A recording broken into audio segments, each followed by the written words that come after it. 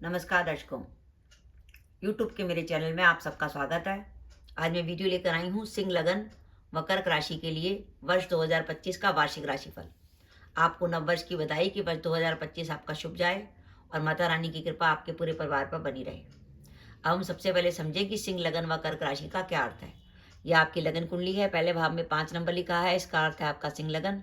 चंद्रमा द्वादश में बैठा है 4 नंबर में, इसका अर्थ है आपकी कर्क राशि। यानी आपका कॉम्बिनेशन अगर सिंह लगन व कर्क राशि का बनता है तो आप ये वीडियो देखकर लाभ उठा सकते हैं। ग्रहों की स्थिति की बात करें तो वर्ष के आरंभ में सिंह लगन में शनि महाराज सप्तम भाव में गोचर कर रहे होंगे और 29 मार्च को शनि महाराज अष्टम में चले जाएंगे। वर्ष के आरंभ में राहु अष्टम में होंगे और 30 मई को राहु सप्तम में आ जाएंगे और केतु लगन पर। वर्ष के आरंभ में देवगुरु बृहस्पति दशम में होंगे वृषभ राशि में, 14 मई के बाद लाभ भाव में और 20 अक्टूबर के बाद द्वादश में चले जाएंगे कर्क राशि में। कर्क राशि में अगर बात करें तो कर्क राशि में जब वर्ष का आरंभ होगा तो कर्क राशि पर शनि की ढैया चल रही होगी, क्योंकि शनि महाराज चंद्रमा से अष्टम में होंगे। लेकिन 29 मार्च को शनि महाराज कुंभ राशि को छोड़कर मीन राशि में भाग्य भाव में आ जाएंगे। तो 29 मार्च 2025 को कर्क राशि पर शनि की ढैया खत्म हो जाएगी। राहु जो इस वर्ष के आरंभ में भाग्य भाव में चल रहे थे वो 30 मई को अष्टम में आ जाएंगे। केतु धन भाव में, वर्ष के आरंभ में देवगुरु बृहस्पति लाभ भाव में होंगे 14 मई के बाद द्वादश में और 20 अक्टूबर के बाद लगन में। ये ग्रहों की स्थिति है सिंह लगन व कर्क राशि के लिए। सिंह लगन व कर्क राशि के लिए पहले संतोषजनक बात यह है कि कर्क राशि पर शनि की ढैया खत्म हो जाएगी 29 मार्च 2025 को। देखिए, शनि की ढैया हो या शनि की साढ़े साती हो, कामों में बाधाएं आती हैं, रुकावट आती है, हेल्थ में प्रॉब्लम आती है, परिवार में कई तरह की समस्याएं आती हैं, कोर्ट केसों में प्रॉब्लम आती है। तो शनि की ढैया खत्म हो जाएगी तो ये तो तय है कि अब आपके कामों की गति बढ़ेगी और कामों की बाधाएं आपकी दूर होंगी। अब प्रश्न ये उठता है कि हमारा सिंह लगन व कर्क राशि है और इस वर्ष हम कोई भी महत्वपूर्ण काम करना चाहते हैं तो उसका शुभ समय कौन सा है। वो शुभ समय आपका निकल कर आता है जनवरी से लेकर 20 अक्टूबर 2025। आपको इस वर्ष कोई भी महत्वपूर्ण काम करना है तो जनवरी से 20 अक्टूबर 2025 के बीच में करिए, ये समय आपके लिए शुभ है। इस वर्ष की खासियत यह है सिंह लगन व कर्क राशि के लिए, इस वर्ष आपके कैरियर में इच्छा पूर्ति का समय है। वर्ष का जब आरंभ होगा तो देवगुरु बृहस्पति इच्छा पूर्ति के भाव में होंगे, लाभ भाव में, और 14 मई के बाद सिंह लगन से वो लाभ भाव में चले जाएंगे। यानी गुरु का लगन और राशि दोनों से लाभ भाव में और इच्छा पूर्ति के भाव में जाना इस बात का संकेत है कि कैरियर से जुड़ी आपकी किसी इच्छा की पूर्ति हो सकती है।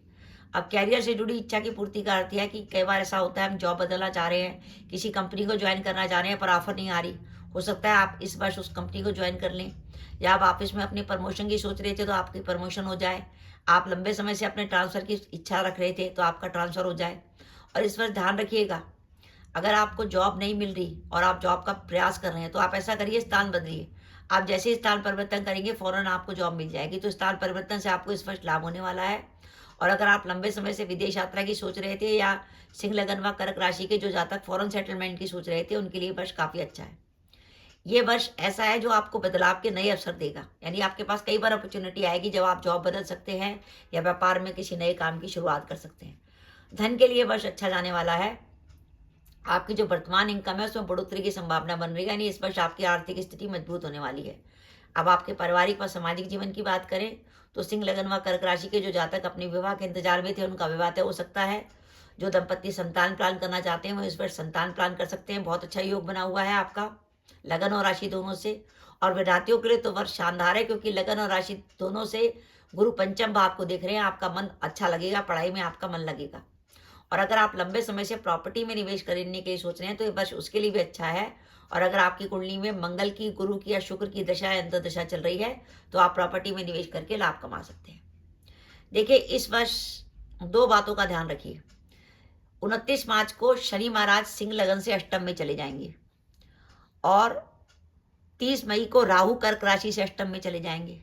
तो पहली बात ध्यान रखिए कि अगर आपकी कुंडली में वर्ष 2025 में राहु की महादशा या अंतर्दशा या शनि की महादशा अंतर्दशा चल रही है तो आपको विशेष बात का ध्यान रखना है। वो बात क्या है कि अगर आपका इस वर्ष कोई कोर्ट केस आता है तो उस कोर्ट केस में आपको परेशानी हो सकती है। और अगर बाई चांस आपका किसी से कोई लड़ाई झगड़ा हो जाता है, आप किसी विवाद में पड़ जाते हैं तो आपको पुलिस केस में परेशानी हो सकती है। इसलिए मैंने कहा है कि इस वर्ष आप लड़ाई झगड़े और व्यर्थ के विवाद से अपने को दूर रखें, क्योंकि अगर कोई पुलिस केस बना तो आपको परेशानी होगी, क्योंकि लगन से शनि अष्टम में होगा और कर्क राशि से राहु अष्टम में होगा। इसलिए हमें राहु और शनि की रेमेडी भी करनी है।